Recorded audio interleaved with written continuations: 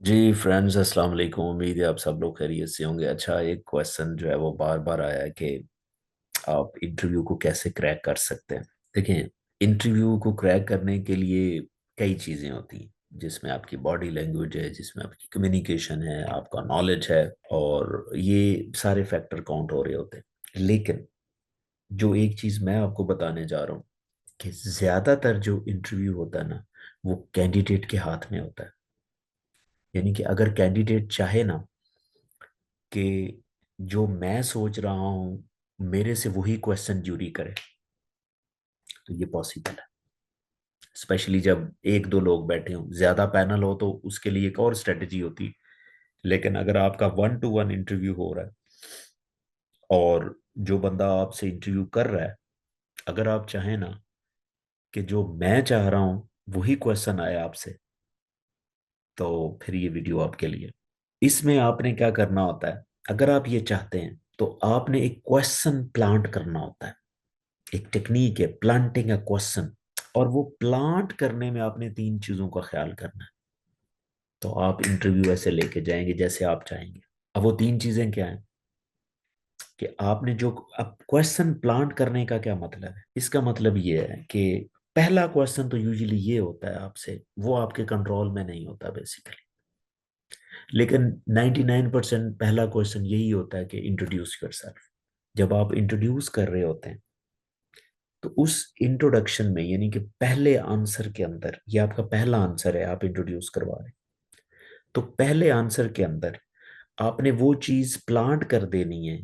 जाते उसको आंसर करते हुए आपने प्लांट कर देनी जो आप चाहते हैं कि अगला क्वेश्चन आपसे जो पूछा जाए वो यही हो।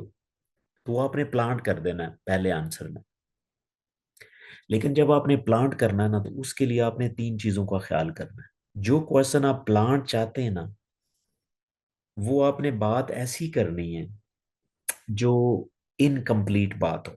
यानी कि आपने पहले आंसर में वो जो क्वेश्चन आप प्लांट कर रहे हैं, वो आपने ऐसी बात छोड़ देनी जो अनकम्प्लीटेड हो, और वो बात आपने एंड में लेके जानी। यानी कि आंसर जो आप दे रहे होंगे उसके एंड पे वो बात करनी। एक तो उसकी टाइमिंग बहुत इंपॉर्टेंट है, आपने एंड पे बात करनी, और इनकम्प्लीट बात करनी, और उसके ऊपर आपने एंकर देना।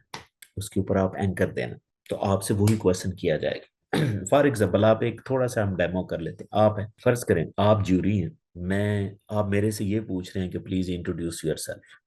मैं आपका इंट्रोडक्शन अपना दूंगा, और उसमें मैंने आप एक क्वेश्चन प्लान करूंगा, और आप जरूर सोचेंगे कि आपने क्या क्वेश्चन पूछना, और एंड पे मैं ये भी बताऊंगा कि आप क्या सोच रहे थे कि क्या बताना, क्या पूछेंगे आप। फॉर एग्जाम्पल, आपने पूछा है कि इंट्रोड्यूस योरसेल्फ। मैं आपका इंट्रोडक्शन करवा रहा हूं।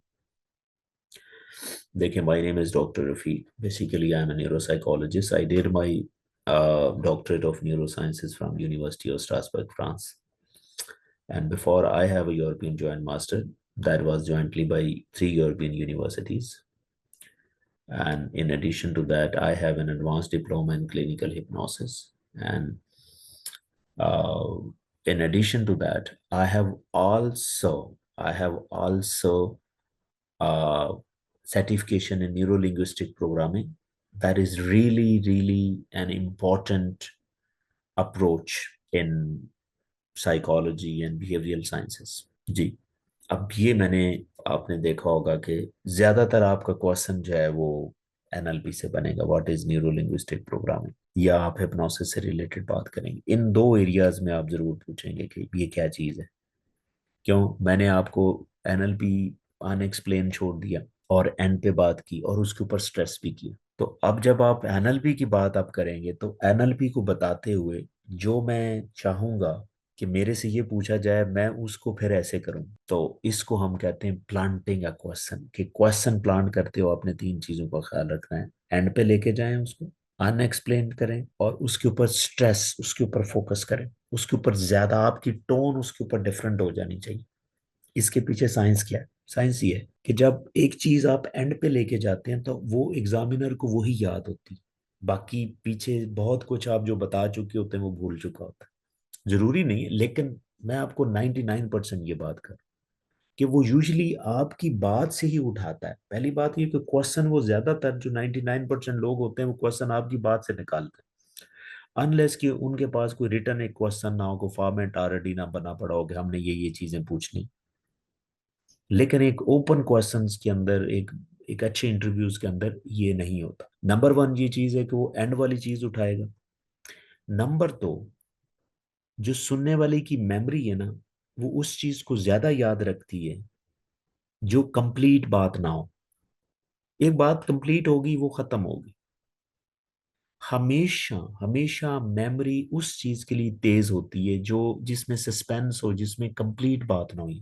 जिस तरह आप ड्रामे सीरियल नहीं देखते, जब एक ड्रामा होता है ना, उसकी जब किस्त खत्म हो रही होती है, तो उस के एंड पे एक ऐसी बात छोड़ दी जाती जो आपको उठा के रखती कि आपने नेक्स्ट जो एपिसोड है वो देखना है। वो बात कंप्लीट नहीं होती। तो इसीलिए जो बात कंप्लीट नहीं होती वो एग्जामिनर के जहन में जरूर रहती। और जब आप उसके ऊपर स्ट्रेस करते हैं, यानी कि आपकी बॉडी लैंग्वेज उस चीज पे डिफरेंट हो जाए, तो वो उसके लिए और फोकसिंग चीज हो जाती। तो जब आप वो उस प्लांटेड क्वेश्चन के साथ उसको तीन तरह से रिप्रेजेंट करेंगे, तो इट्स क्वाइट पॉसिबल कि आपसे वही क्वेश्चन पूछा जाए। और इसी तरह आप फिर अगले क्वेश्चन में ऐसे करेंगे, अगले में करेंगे, अगले में करेंगे। तो आपके कंट्रोल के अंदर जो है वो इंटरव्यू रहेगा। This is one of the approach. मैंने ही देखे, बाकी इंटरव्यू में और बहुत से फैक्टर जो है वो डिस्कस हो रहे होते हैं, लेकिन इंशाल्लाह मैं आपको डिफरेंट वीडियोस के अंदर डिफरेंट इंटरव्यूज की स्ट्रेटजी जरूर जो है वो शेयर करूंगा।